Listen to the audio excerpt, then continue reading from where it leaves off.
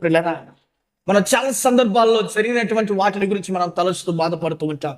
అయితే మనం అదే స్థితిలో, అదే స్థానంలో ఉన్న పరిస్థితిలో ఉంటే, ముందుకు కొనసాగించబడకపోతే దేవుడు మనకు దాచించినటువంటి దానిని మనము పొందుకోలేం. హల్లెలూయా.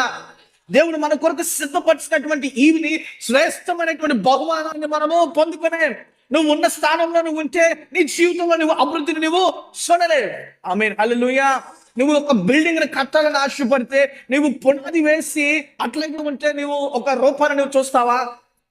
రూపాన్ని చూడలే. నీ మనసులో, నీకు ఆలోచనలో, అరే నేను సుందరమైనటువంటి భవనంలో ఉన్నాననుకున్నావు, మంచిదే. కానీ కార్యానికి వచ్చేసరికి, పని చేసే విషయానికి వచ్చేసరికి నువ్వు కింద ఫౌండేషన్ వేసి పునాది వేసి పెట్టుకుని, అరే నేను మంచి ఇంట్లో ఉన్నానని పడుకుంటావా? ఏమాత్రం కూడా పడుకో. ఆ విధమైన బుద్ధిహీనమైనటువంటి పని ఎన్నడూ కూడా మనము చేయం. అందుకే దేవుని వాక్యం మనకి సెలవిస్తూ ఉన్నది కదా, పూర్వం జరిగినటువంటి వాటి గురించి మీరు ఎన్నడూ కూడా తల వంచవద్దు, మునుపటి వాటిని జ్ఞాపకము చేసుకొనుకుడి. హల్లెలూయా.